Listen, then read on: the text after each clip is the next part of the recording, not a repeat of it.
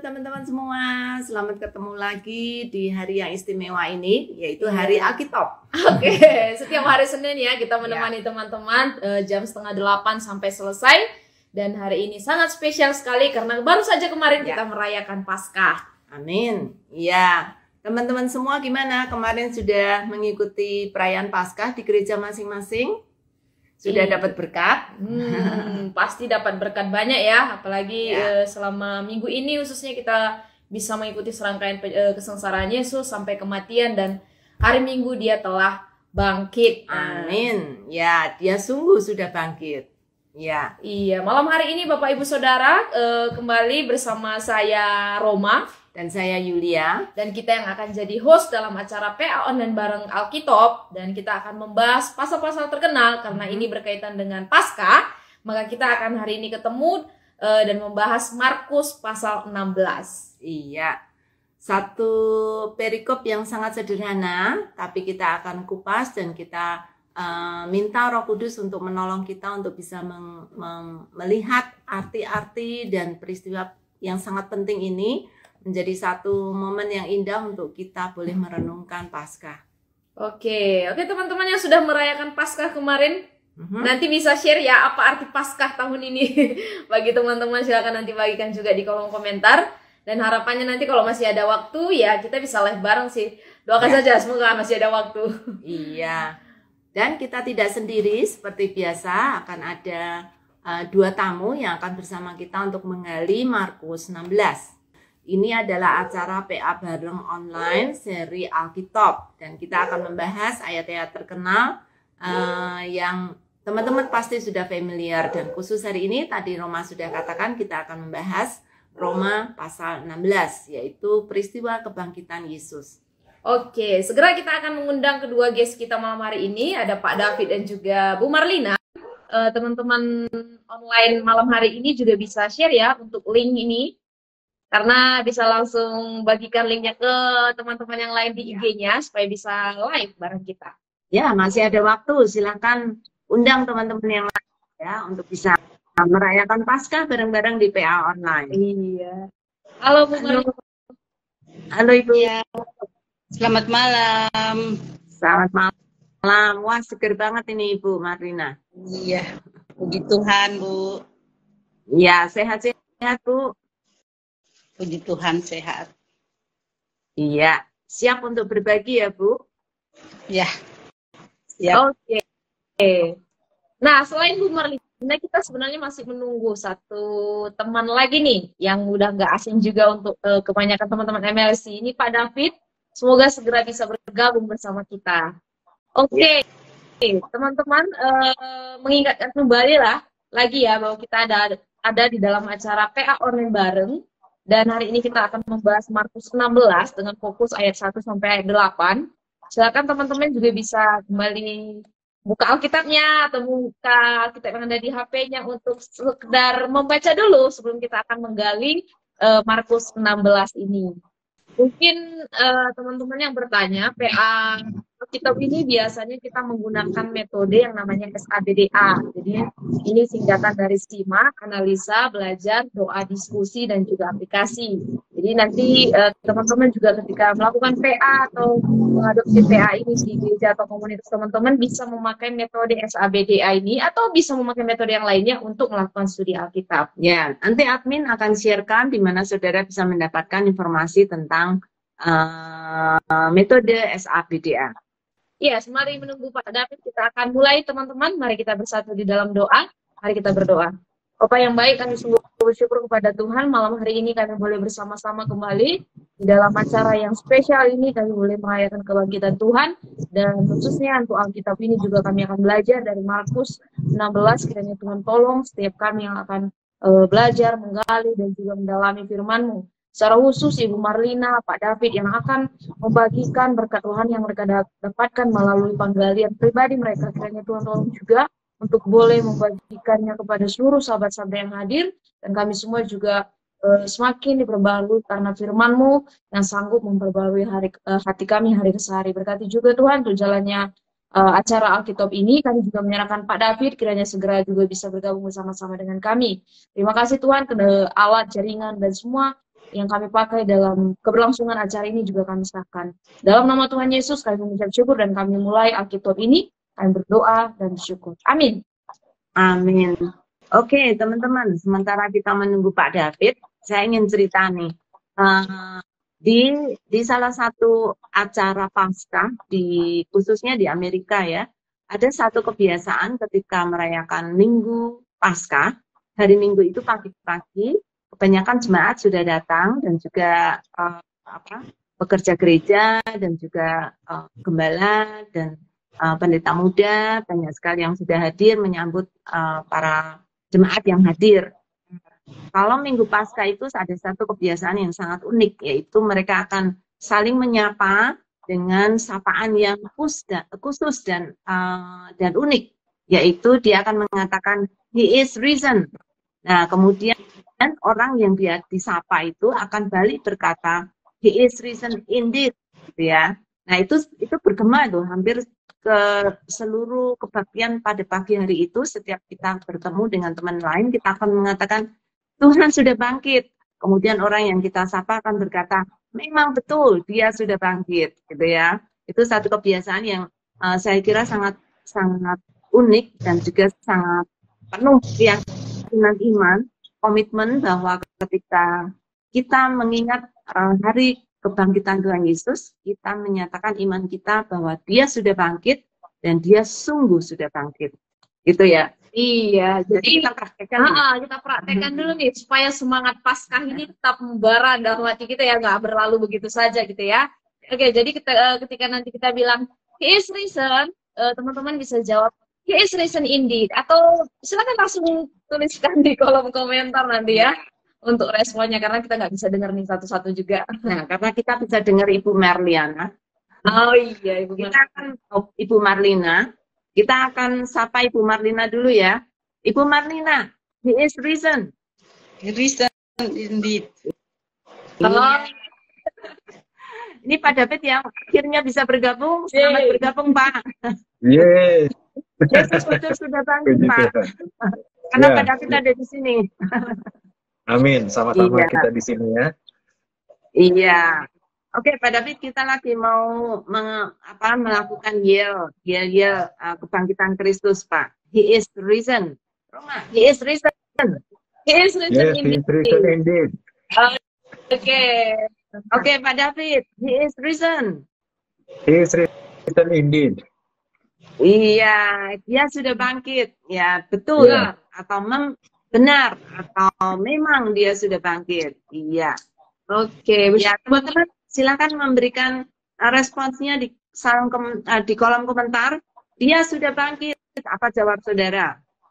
Silakan ditulis ya. Bisa benar, bisa memang betul.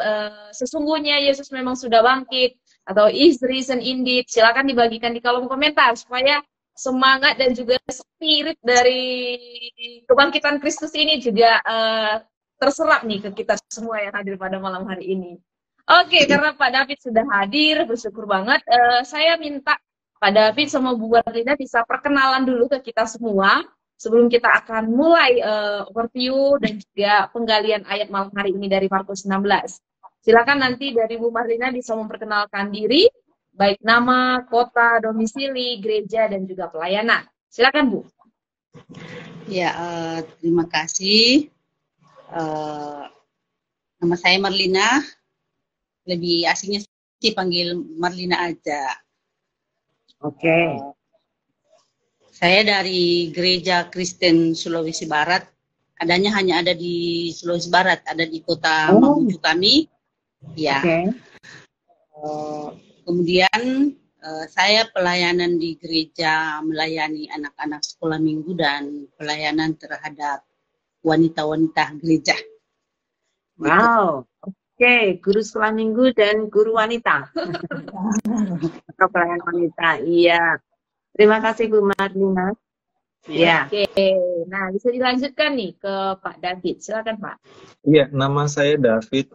Saya tinggal di Semarang, pelayanan di Gereja Bethel Tabernakel.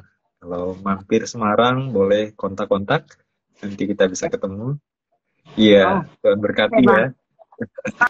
Orang Solo nggak terlalu jauh ya Pak, 1 jam ya?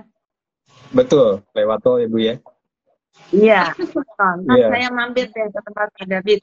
siap Bu Yulia, senang sekali. Iya, ini sementara itu Roma sudah ada teman-teman yang menyapa ini. Iya, dia sudah bangkit sekarang. Wow, dulu sekarang dan sampai selama-lamanya. Iya. Ini dari Rea, kemudian dari Ibu Winarti, memang Yesus sudah bangkit. Yes, yes, yes. Ya, semangat Ibu. Ya, ada dari Pak Wahyudi Yohanes, benar Yesus sudah bangkit. Ya, Ibu Julia, yes, Yesus sudah bangkit untuk kita semuanya. Amin. Ya, Dari Ibu Lydia Tagor juga, ya Yesus sudah bangkit bagi kita. amin. Ya, silakan teman-teman yang lain menyusul dan kita akan segera memulai ya. Oke, nah jadi spesial banget malam hari ini kita akan membahas tentang kebangkitan Kristus dari satu perikop yang ada di Markus 16 pasal 16 ayat 1 sampai 8. Ternyata nih Bu Yulia, tentang cerita kebangkitan Kristus ini bukan hanya ada di satu Injil Markus aja ya, tetapi ternyata diceritakan juga di seluruh Injil yang ada di Perjanjian Baru, di Dari Matius, juga Markus, Markus, Lukas, dan juga Yohanes. Jadi seluruh fokus dari Injil ini menceritakan tentang kebangkitan Yesus gitu ya. Jadi baik itu Markus, meski kita lihat setiap penulis punya apa ya latar belakang yang beda-beda, gaya penulisannya atau penekanannya juga beda, tapi ketika menceritakan tentang kebangkitan Kristus dari kematian, kita bisa melihat bagaimana sentralnya adalah Yesus dan pekerjaan penebusan yang sudah diselesaikan itu diakhiri dengan kebangkitannya, belum sampai nanti kenaikan dan kedatangannya kembali ya. Jadi seluruh penulis Injil menceritakan tentang kebangkitan Yesus. tapi punya ciri masing-masing nih. Masing-masing penulis Injil menceritakan kebangkitan Yesus dari sudut pandang mereka atau dari apa yang mereka tahu, apa yang mereka kenal, apa yang mereka dengar, gitu ya. Karena seperti Markus, dia tidak menyaksikan sendiri, tetapi dia mendengar seluruh kisah tentang kematian dan kebangkitan Yesus dari para murid yang lain, ya, seperti dari Petrus. Iya, jadi dari keempat Injil ini kita bisa melihat persamaan ataupun perbedaan dari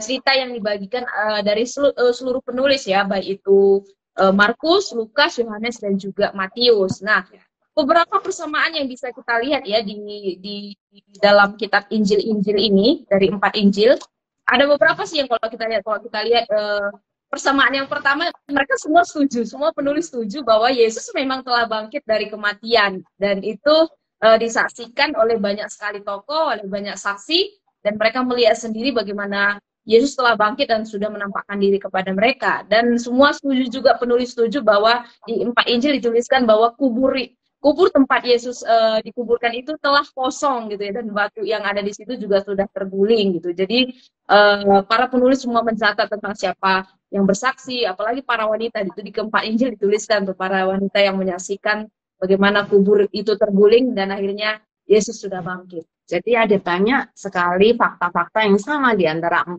para penulis ini, walaupun cara menceritakannya berbeda-beda, ya.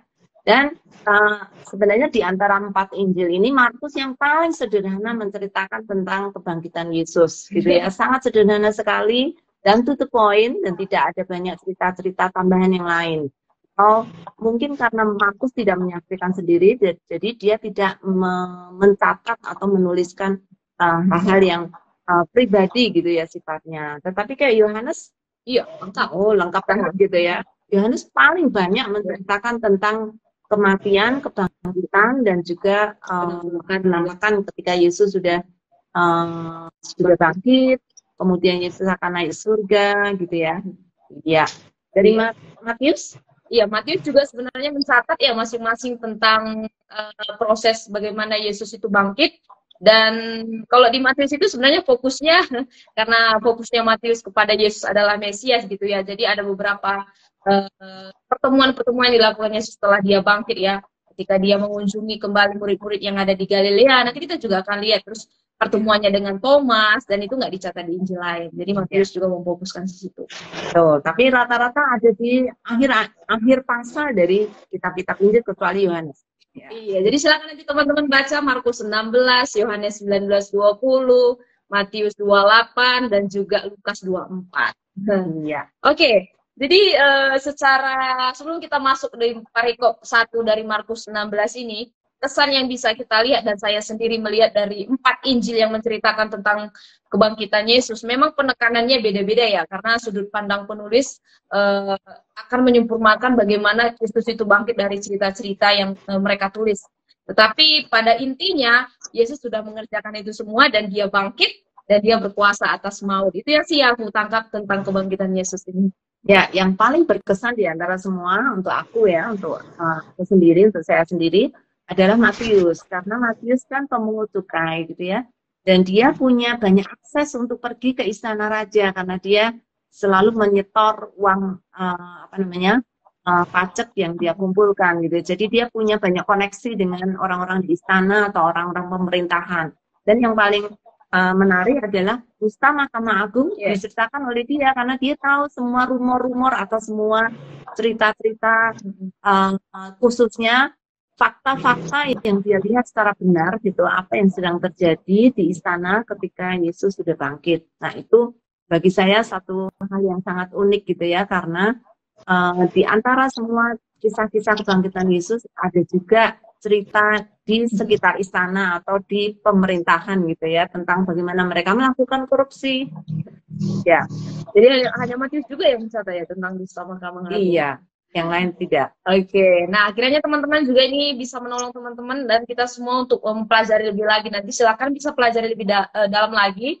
Dan pengantar yang disusun oleh Yayasan Lembaga Sabda, ada aplikasi namanya Alkipedia juga bisa dipakai untuk melihat latar belakang dari kebangkitan Yesus di setiap pasalnya. Silakan nanti bisa di-download dan dipakai dalam pembelajaran pribadi. Baik, sekarang kita akan menggali overview perikop tentang kebangkitan Yesus dari Markus 16 dan ayat 1 sampai 8 bersama Pak David dan juga Bu Marlina. Ya. Oke. Pak David dan Ibu Marlina sudah membaca Markus berapa kali nih, Pak? Dan Ibu? Saya 1 kali, Bu, tapi bagian yang 16 itu dan beberapa bagian itu berkali-kali. Iya. Ya. Setiap tahun persiapan malam ini. Iya. Minimal. Sudah siap untuk membagikan sebanyak mungkin ya, Pak ya? Siap banget dengan anugerah Tuhan ya, Bu. Amin. Ya, gimana dengan Ibu Marlina? Ya, sama juga. Kalau saya sih memang saya membaca berulang-ulang, bahkan mendengarkan kitabnya juga lewat Adeno, lewat videonya juga. Ya, mudah-mudahan bisa membantu. Wow, teman-teman di rumah, ini tamu kita berdua sudah siap untuk membagikan berkat untuk kita semuanya. Oke, harapannya teman-teman di rumah juga sudah siap untuk belajar bersama-sama dan silakan nanti masukkan dalam kolom komentar atau dalam pertanyaan jika ada pertanyaan ataupun respon yang ingin teman-teman sampaikan di dalam penggalian malam hari ini. Oke, kita akan lihat Markus 16 ayat 1 sampai 8. Saya nggak akan bacakan dulu ayat-ayatnya, jadi nanti kita fokus juga nanti di ayat-ayat yang akhir ya, di bagian 16 dari perikop 1. Nah, kalau kita lihat di perikop pertama tentang kebangkitan Yesus, saya akan tanya kepada David dulu nih. Siapa aja tokoh-tokoh yang disebutkan di dalam Markus 16 ayat 1 sampai 8 ini? Ya, saya baca itu jelas Allah ada ya, Yesus juga disebutkan juga, dan kemudian ada saksi yang pertama itu kan Maria Magdalena ya. Yep. Lalu kemudian ada orang muda yang ditemui dan juga Maria nggak sendiri, bersama juga dengan Maria Ibu Yakobus dan Salome. Iya. Ya, Salome itu yang saya temukan Pak? Mungkin bisa dilengkapi. Kenapa? Sempat mengecek siapa Salome? Kebetulan saya dapat info sedikit itu ya ini ya, istrinya Bendahara Herodes kalau nggak salah ya, atau gimana? Saya agak lupa. Nggak sempat. Kalau nggak salah juga nih, saya juga sudah lama sekali mendengar ini. Dia adalah Ibu Markus. Itu perlu cek lagi saya, Bu. Mungkin ya. Ya. Ada nama yang sama memang ya, Salome Herodias itu anaknya Herodes, ada nama yang sama. Ya, tapi kemungkinan besar besar mungkin tidak Iya, dari bangsawan iya. atau turunan Herodes itu. Terima Oke, kasih jadi sudah ada beberapa melengkapi. tokoh yang ada beberapa tokoh yang kita temukan di 8 ayat dari perikop 1 ini ya. Dan di situ juga di ayat 7 disebut nama Petrus, walaupun Petrus secara nggak langsung ada di sini ya, tapi mereka pergi menemui Petrus. Nah, saya akan melanjutkan ke Bu Martina nih. Setelah hari Sabat, apa saja yang dilakukan para wanita itu? Nah, kalau kita lihat dari ayat 1 sampai 2. Membaca dari Markus pasal 16 ini di ayat 1 dan ayat 2 diceritakan di situ bahwa setelah lewat hari Sabat, Maria Magdalena, Maria ibu Yakobus dan Salome pergi membeli rempah-rempah. Tujuannya untuk mau mengurapi tubuh Yesus. Kemudian pada pagi-pagi hari sekali mereka pergi sebelum matahari terbit, mereka pergi ke kubur Yesus. Ya, sangat tipikal perempuan di gereja ya Ibu ya. Iya, ibu-ibunya memang yang selalu bergiat. Iya. Seperti inilah juga. Rajin. Iya. Ternyata sudah lama ya. Sejak zaman dulu rupanya Pak. Iya, betul. selalu membuktikan benar gitu ya. Sampai hari ini perempuan selalu yang paling pertama muncul di gereja, paling ribet juga. Paling rajin memang. Iya. Wah, ini 3 perempuan, Pak David sendiri nih. Cantik ya Pak ya. Iya. Dan lucunya juga disebutkan Maria ibu Yakobus. Ya.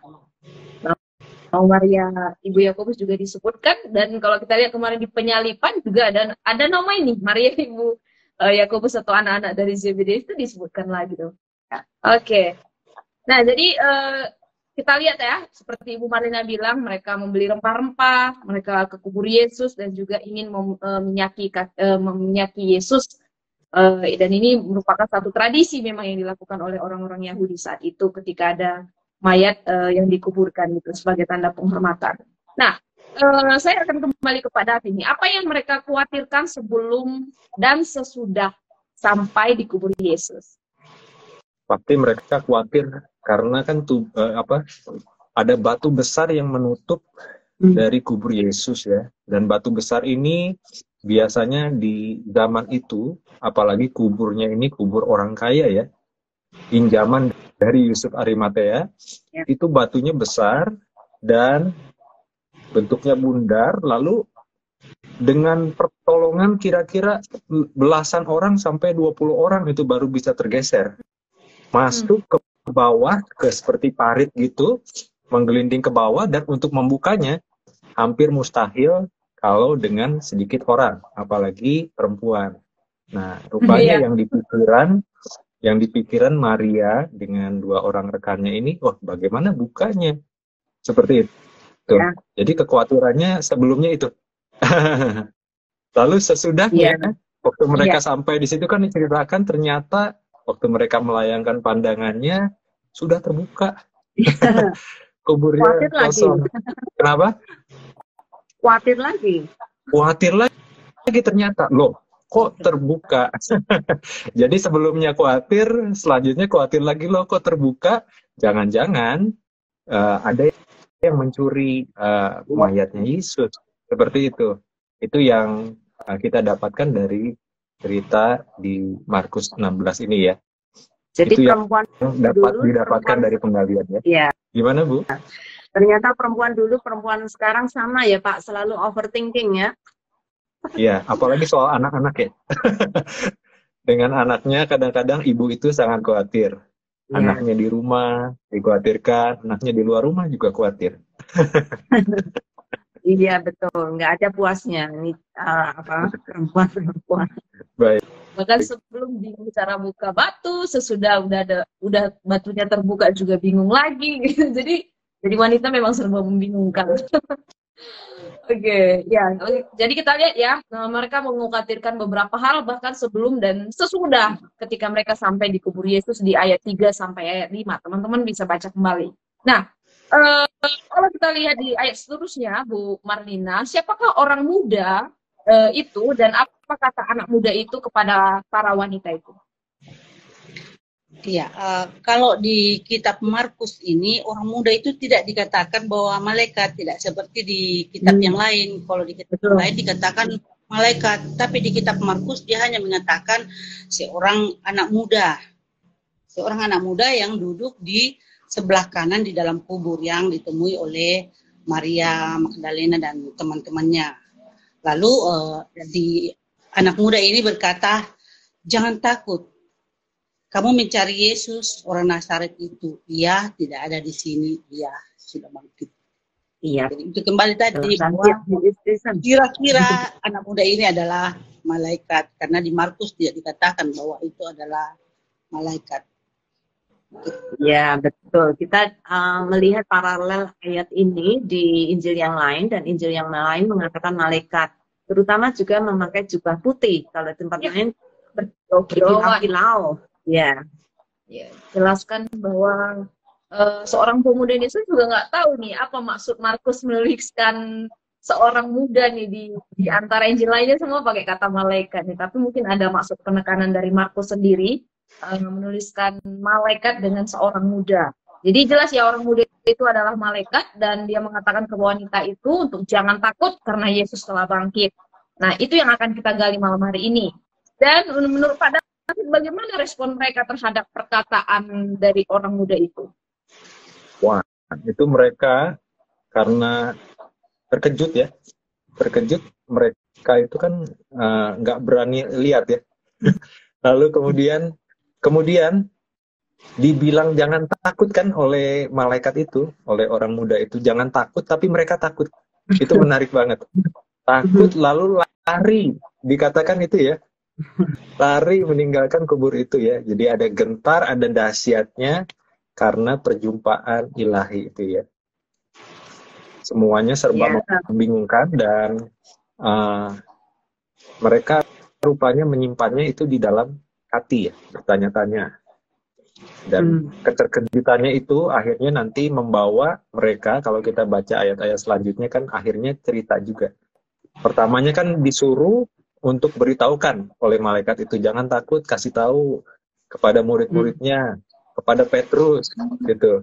Tapi di akhir dari ayat yang ke-8 itu kan mereka itu takut, gentar, dan nggak berani cerita. Di situ ditutupnya ya, nggak berani cerita. Jadi kebalikannya, disuruh jangan takut, mereka takut, terkejut. Disuruh cerita, mereka diam. Itu yang bisa kita lihat dari ayat-ayat itu ya. Iya. Mungkin saking kagetnya ya Pak, masih belum bisa menerima gitu ya, shock. Ya. Oke. Nah, kalau kita lihat saya tadi juga sempat dibaca di beberapa versi ya. Kalau di sini mungkin nggak terlalu kelihatan gitu, tapi kalau di versi-versi lain mereka tuh larinya dengan sangat cepat. Bahkan di versi yang lain ada lari dengan tergopoh-gopoh gitu, saking ketakutannya mereka gitu. Jadi udah nggak tahu lagi udah gimana, nggak karu-karuan larinya mereka itu, saking takut yang dirasakan. Tapi ada satu wanita yang tidak lari, dicerita di Injil yang lain. Iya, Maria ya. Maria Magdalena. Ternyata di antara semua ada satu orang yang cukup berani ya, walaupun menangis terseduh gitu ya, karena melihat fakta itu masih terkejut kali ya.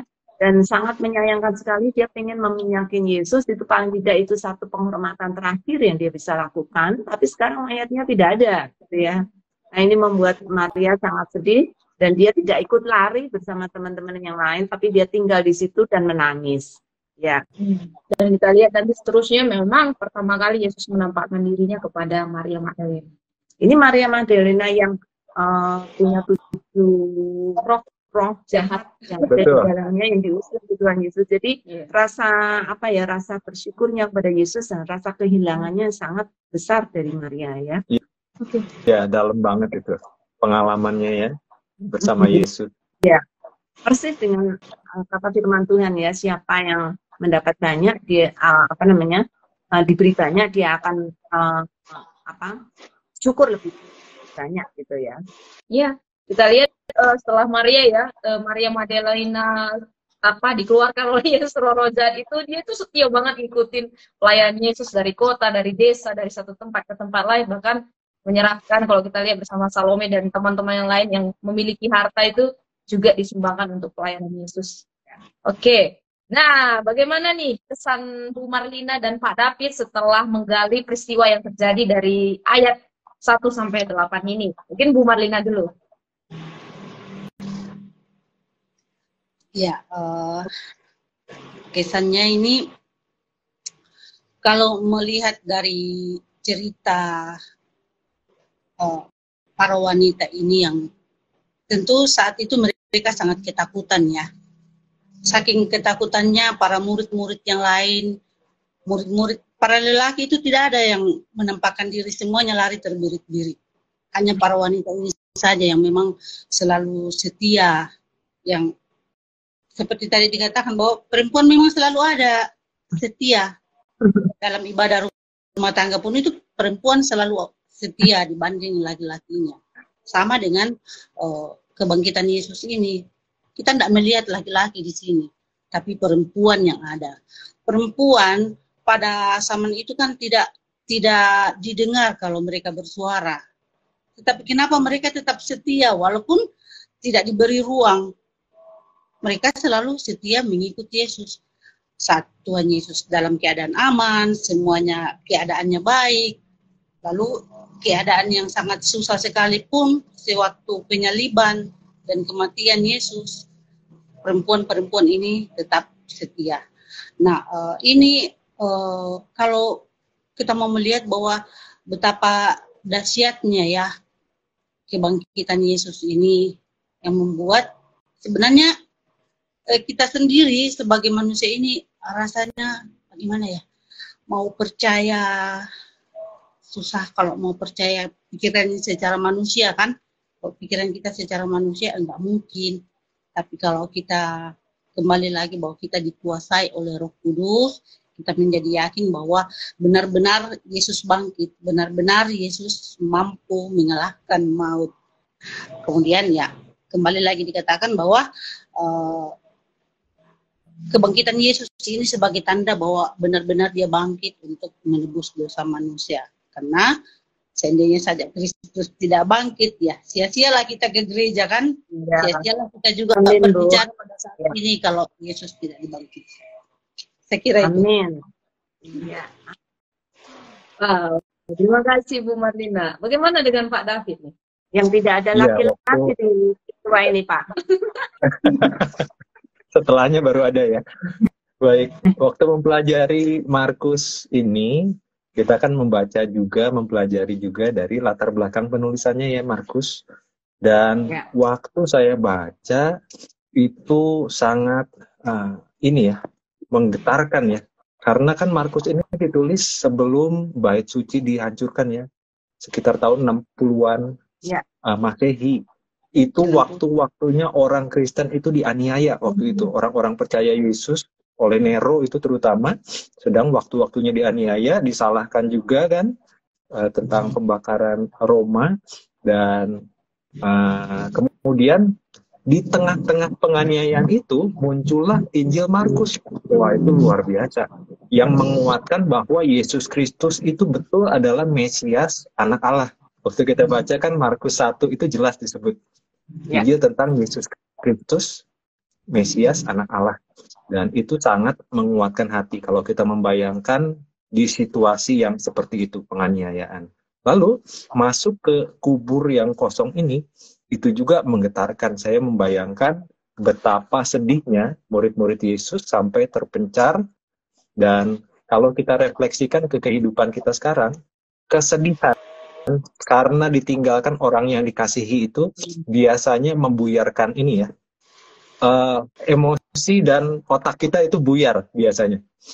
Berkali-kali kita melayani jemaat yang kehilangan keluarga, sudah hancur, jadwal-jadwal hancur, pekerjaan sudah tidak terurus lagi waktu ada keluarga yang meninggal. Bahkan bingung, ini harus ngapain lagi nih?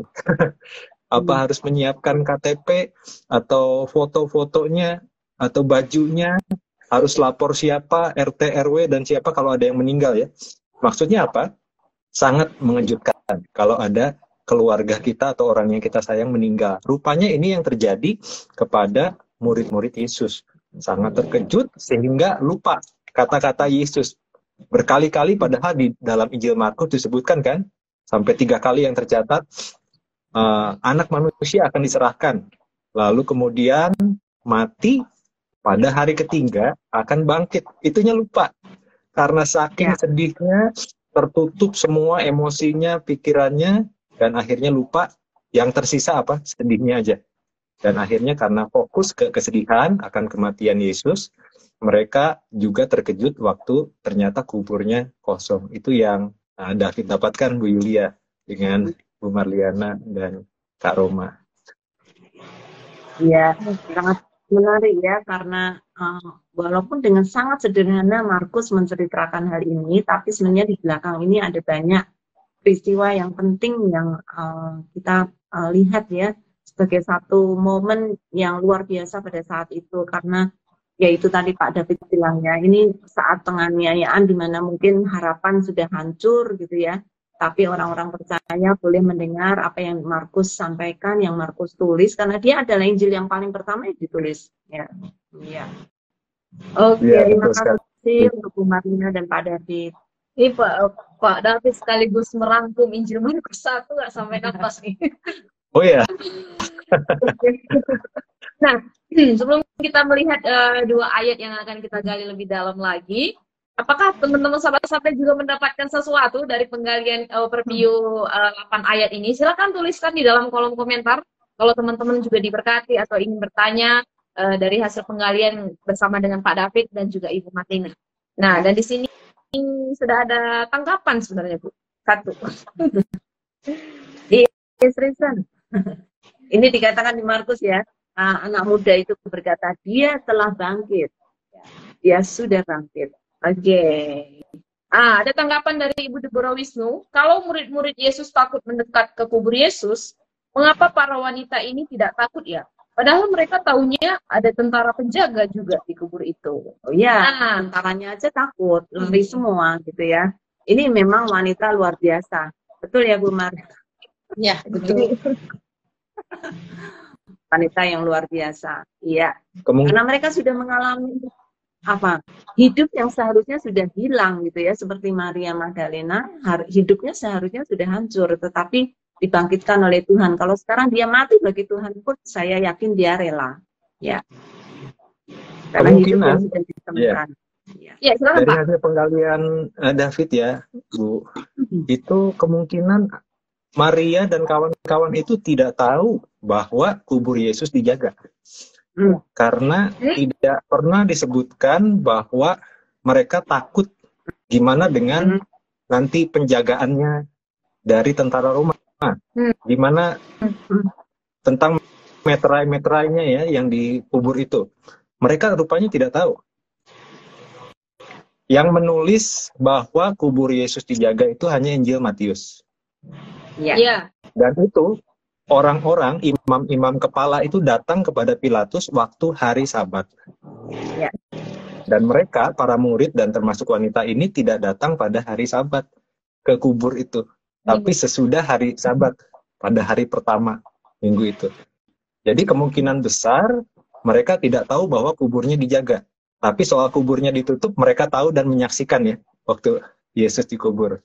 Nah, itu hasil penggalian saya, semoga bermanfaat, Bu.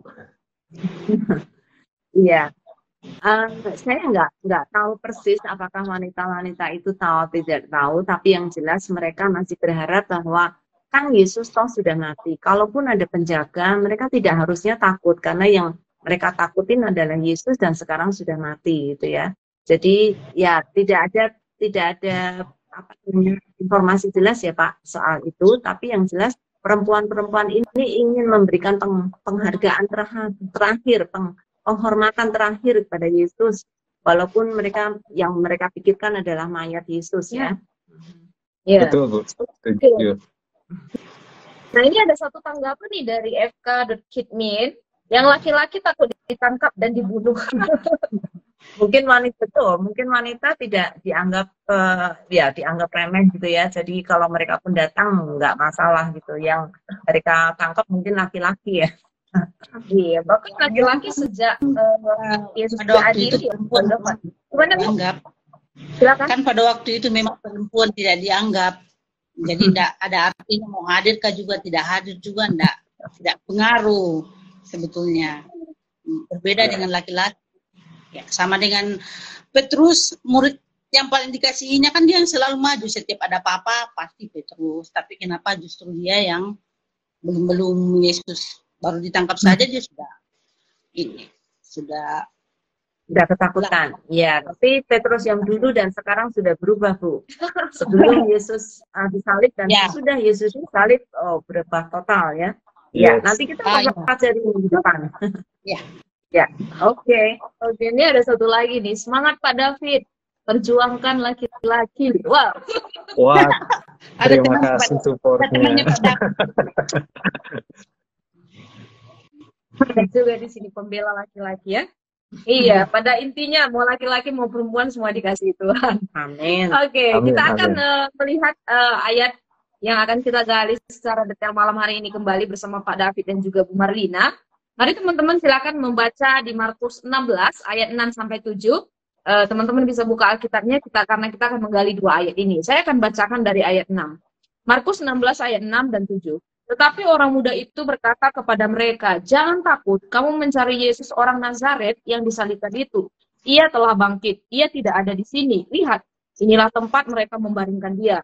Ayat 7. Tetapi sekarang pergilah, katakanlah kepada murid-muridnya dan kepada Petrus, ia mendahului kamu ke Galilea. Di sana kamu akan melihat dia seperti yang sudah dikatakannya kepada kamu. Nah, kita sudah melihat dua ayat ini, sudah membacanya. Kita akan menggalinya bersama Pak David kembali. Nah, saya akan tanya ke Bu Marlina dulu. Mengapa orang muda itu berkata, jangan takut kepada para wanita itu? Ya, melihat kembali pada situasi mulai dari penangkapan Yesus, penyaliban, otomatis pada waktu itu suasana sangat mencekam. Dan perempuan-perempuan ini dalam suasana yang ketakutan, bukan hanya perempuan, semua murid-murid juga Yesus itu lari ketakutan. Dan sewaktu perempuan ini datang ke kubur Yesus, kan mereka menemukan kubur itu kosong. Secara manusia ya Bu ya, kalau kita membayangkan datang ke tempat itu, tiba-tiba orang yang kita cari, mayat Yesus yang seharusnya kita cari, tidak ada. Kita pikir, oh mungkin sudah ada setan kali atau apa. Ya, itu yang membuat bisa jadi kan perempuan ini merasa takut. Pertama juga memang masih dicekam dengan peristiwa penyaliban, penangkapan Yesus. Kemudian menemukan bahwa mayat Yesus hilang. Itu pikiran mereka. Mereka tidak ingat bahwa berkali-kali Yesus mengatakan bahwa saya akan bangkit pada hari yang ketiga. Pengaruh dari ketakutan mereka ini. Nah, sebagai penguatan kepada para perempuan ini, malaikat ini mengatakan, jangan takut. Yesus yang engkau cari itu tidak ada di sini. Dia sudah bangkit. Gitu. Ya. Amin. Iya. Kalimat jangan takut atau frase jangan takut ini juga termasuk kata yang sering diulang di Alkitab. Sangat sering. Ada orang yang mencatat ada 360 kali kata jangan takut muncul di dalam Alkitab. Berarti itu cukup untuk satu hari, setiap hari. Yeah. Dalam 1 tahun kita selalu dikuatkan dengan kata jangan takut. Ya. Iya.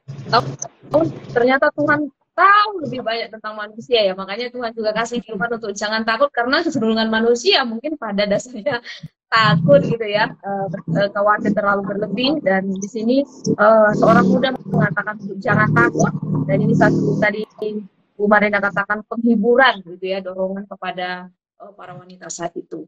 Nah, kita akan melihat lagi di ayat-ayat ini, kita ke Pak David nih. Apa kira-kira yang dipikirkan oleh para wanita itu saat mendengar ia telah bangkit? Nah, tadi jangan takut, sekarang kalimat kedua dikatakan ia telah bangkit. Iya, yang menarik itu kalau kita baca di yang terjemahan baru 2, jangan takutnya itu ditulisnya jangan terkejut. Karena memang kalau dari bahasa aslinya itu lebih sesuai ya, jangan terkejut. Di bagian akhir baru ada yang jangan takut, yang fobia itu ya. Nah, tapi memang perjumpaan ilahi itu ya, itu bisa bikin kaget kan ya, terkejut ya. Kalau kita ngelihat ke samping kita, lalu ada yang bikin kaget kan, langsung kan kita terkejut ya. Ada sesuatu yang ilahi yang tidak disangka-sangka, itu pasti bikin kita terkejut. Kalau nonton film horor gitu kan, wah itu pasti bikin terkejut ya. Ada sesuatu yang nggak biasa, nggak natural. Nah, perjumpaan dengan orang muda itu, yang ternyata adalah malaikat, walau tanpa sayap ya, itu bikin orang terkejut. Dan waktu itu, kalau kita baca di Injil Yohanes, salah satu keterkejutannya mereka, terutama Maria, itu kan disebut Tuhanku telah diambil orang. Itu kan? Ya. Iya kan? Aku tidak tahu di mana ia diletakkan. Jadi ketakutannya itu soal, oh ini kalau Yesus mayatnya diambil orang, gimana? Aku mau memberi penghormatan dengan susah payah, sudah membeli rempah-rempah, tidak bisa dilakukan lagi. Sangat sedih lagi kan? Itu masih fokusnya di situ, dan itu yang membuat Maria tetap stay di kubur itu sampai kemudian bertemu dengan malaikat dan Tuhan sendiri ya, Yesus sendiri waktu di luar, yang dikira penjaga taman ya, di Injil yang lain dituliskan. Iya, rupanya itu Bu. Ya, nah, terima kasih. Salah satu metode SABDA dianalisa adalah melihat versi-versi lain yang sudah dilakukan juga oleh Pak David untuk melihat versi yang lain. Kalau TB yang lama, memang itu jangan takut gitu ya. Di AYT jangan terkejut. Kemudian di bahasa Inggris kebanyakan don't be frightened kalau di King James ya. Kalau dari net itu don't be alarmed. Artinya ya jangan jangan terkejut ya, hampir sama, jangan terkejut. ESV juga jangan terkejut. Ya. Iya, betul Bu. Terima kasih Pak sudah mengingatkan kita untuk membandingkan dengan versi-versi yang lain.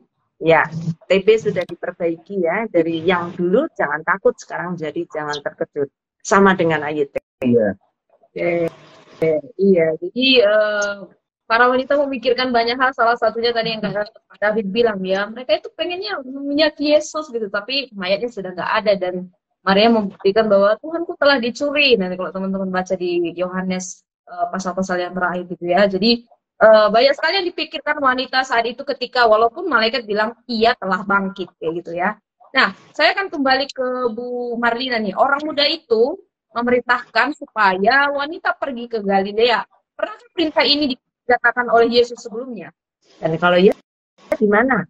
Ya. Iya, pernah ada di dua kitab ini yang saya baca tadi. Di kitab Markus pasal 14 ayat 28. Saya baca ya. Akan tetapi sesudah aku bangkit, aku akan mendahului kamu ke Galilea. Dan ada juga di kitab Matius pasal 26 ayat 32. Bunyinya sama. Jadi kata itu diucapkan oleh Yesus sewaktu perjamuan makan Paskah bersama dengan murid-muridnya malam sebelum dia ditangkap. Dia menyatakan bahwa dia menceritakan bahwa memang dia akan menderita. Tetapi dia menyatakan juga bahwa aku akan bangkit dan akan mendahului kamu ke Galilea. Nah, ke Galilea ini ada apa? Itu yang kita mau bahas bersama ya. Kenapa harus ke Galilea? Ya, minggu depan Ibu. Oh iya. Ya. Tidak boleh terlalu bersemangat ya. Iya. Mungkin tambahan sedikit ya. Itu Iya, silakan Pak. ya itu sesudah dari perjamuan malam, karena sebelumnya kan ada ayat perjalanan ke Bukit Zaitun ya. Ya. Sudah Yesus bersama muridnya menyanyikan pujian itu ya. Lalu kalau baru sudah ada lama keterangan itu. Ya, gimana Bu? Kalau sudah lama mungkin kita bisa lupa ya Pak. Padahal itu kan malam sebelumnya. Maksudnya beberapa malam sebelumnya.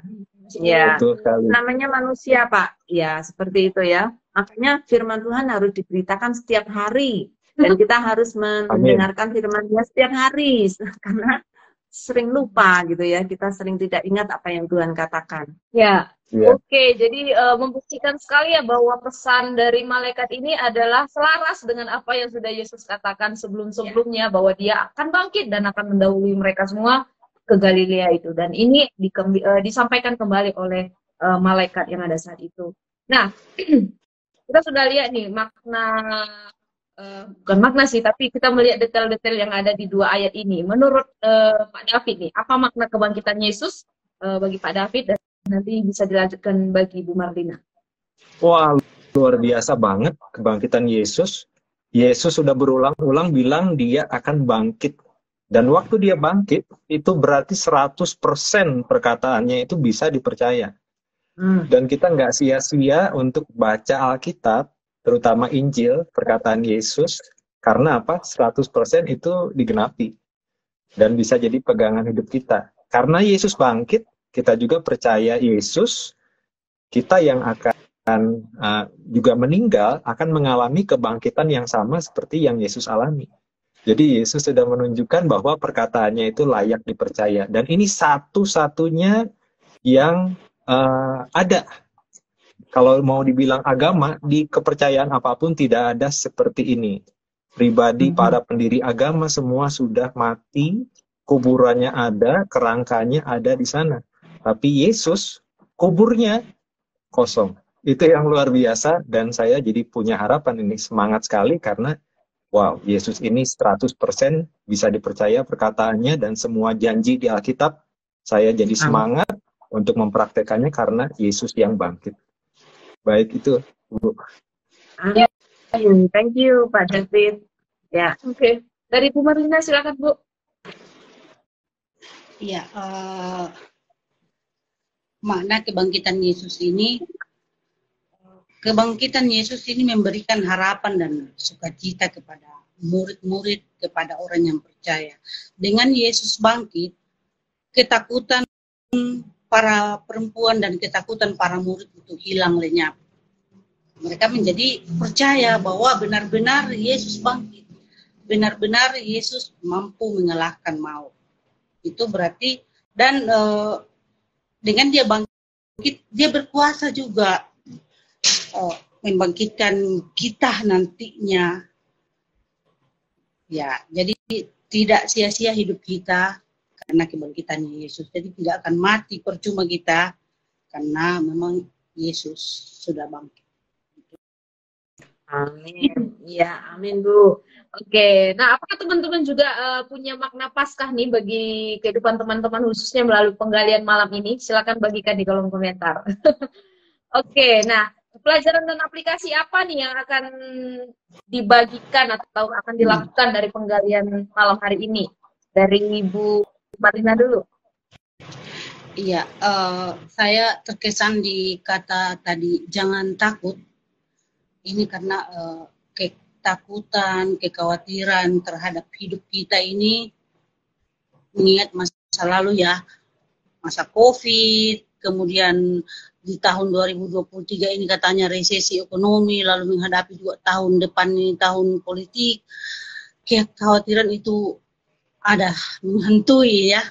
Tetapi dengan kebangkitan Yesus ini kita menjadi yakin bahwa Tuhan selalu menyertai kita.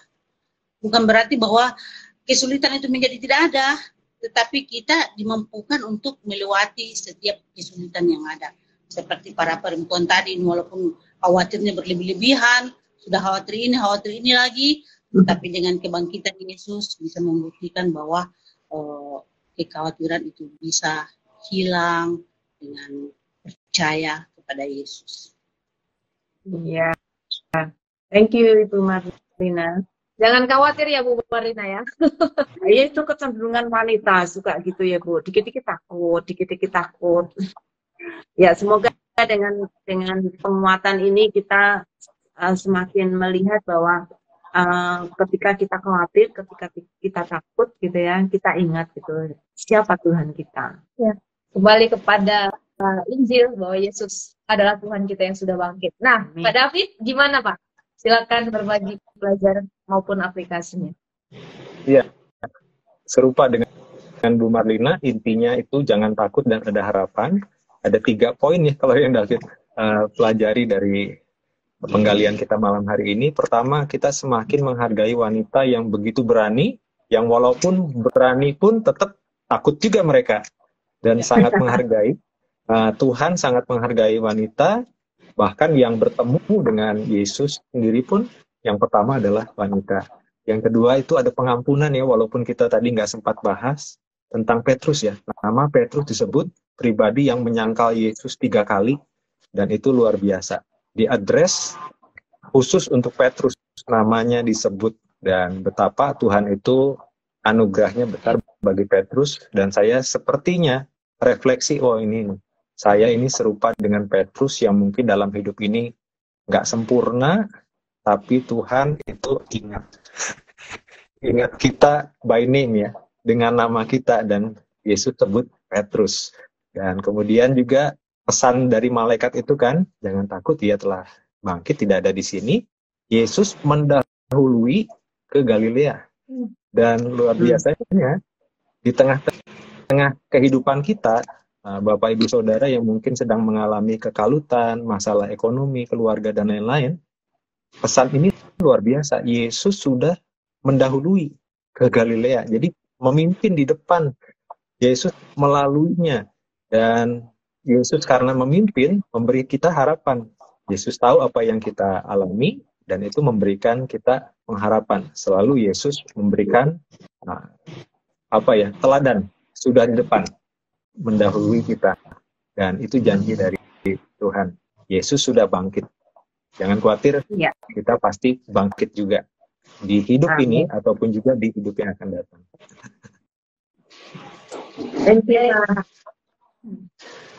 Nah, ini pada Bu Marlina, teman-teman sahabat sabda juga memberikan pelajaran nih, atau mungkin makna yang mereka dapatkan dari penggalian terkait tentang Paskah malam hari ini. Nah, saya akan tanyakan ya, saya akan bertanya nih, ada pertanyaan dari Jematoyo. Apakah ketakutan juga masih akibat dari dosa? Karena Adam dan Hawa juga takut setelah jatuh ke dalam dosa. Wow. Ada yang mau menjawab? Silakan Pak David atau Bu Marlina. Pasti ya, karena di hadapan Allah yang Maha Kudus, waktu ada Adam dan Hawa yang berdosa pun mereka takut. Karena di hadapan Allah yang Maha Kudus, dan apalagi perjumpaan ilahi dengan malaikat tadi itu menyiratkan adanya ketakutan di antara para murid ya, wanita itu, karena salah satunya itu yang ilahi, yang Maha Kudus membuat kita yang berdosa itu takut. Ya, semoga itu menjawab ya untuk Pak Saudara. Oke. Nah, ada tanggapan juga dari Bu Septi Rahayu. Makna kebangkitan itu di mana saya sudah bertobat dari semua dosa dan tekun akan Tuhan. Secara nggak nyangka Tuhan kasih saya pasangan hidup yang menurut saya itu sempurna sampai ada rasa terharu mengucap syukur. Wah, ini sharing pribadi nih. Iya, Tuhan. Ada respon lagi dari ini Pak Kidmin, kematian hal yang paling menakutkan. Tapi kebangkitan Yesus jadi ada harapan akan kehidupan setelah kematian bagi yang percaya padanya, satu-satunya jaminan buat kita. Ya, amin. Masih ada tanggapan juga, 2 lagi dari Kak Margo. Makna kebangkitan bagiku adanya jaminan hidup yang kekal, dan Yesus yang kita sembah adalah benar-benar Tuhan yang hidup. Dan Kak Puspita juga meresponi, tanpa kebangkitan Yesus sia-sialah iman kita. 1 Korintus 15 ayat 17. Iya. Amin. Nah, waktunya pas banget selesai. Ya, bersyukur banget malam hari ini juga dari Pak David, Bu Marlina, dan seluruh teman-teman sahabat Sabda mengingatkan banyak hal terkait Paskah. Lagi-lagi tiap tahun kita merayakan Paskah, tiap tahun kita merayakan kebangkitan Yesus. Tapi secara pribadi saya diingatkan lagi walaupun satu lagu ini mengingatkan saya, kubur kosong membuktikan bahwa Yesus telah bangkit gitu. Dan tadi Pak David juga mengulangi bahwa kebangkitan Yesus itu memberikan harapan, membangkitkan semangat untuk kita juga bekerja bagi Kristus ya. Kalau kita lihat di Markus pasal akhir dikatakan mereka tidak berhenti-berhenti dan selalu setia untuk menyampaikan amanah agung, karena yang mereka sampaikan adalah pesan Kristus yang sudah bangkit kayak gitu. Jadi ini juga mengingatkan untuk terus semangat membagikan kabar baik walaupun di awalnya mereka ketakutan, dan mungkin saya juga kalau ada di situ sebagai wanita pasti ketakutan, tetapi itu juga membagikan semangat pada akhirnya dan membagikan kabar baik kepada banyak orang. Ya, saya kira ketakutan yang paling mengerikan di antara semua ketakutan yang pernah kita kenal adalah ketakutan akan kematian. Dan itu sudah dilewati oleh Yesus. Ketika dia bangkit, kita tidak perlu takut lagi untuk mati, karena kalau dia bangkit dan saya percayakan dia dan saya menjadi anaknya, maka saya akan juga dibangkitkan sama seperti Yesus sudah bangkit. Saya kira itu ketakutan yang paling mengerikan. Tidak ada satupun manusia yang saya kira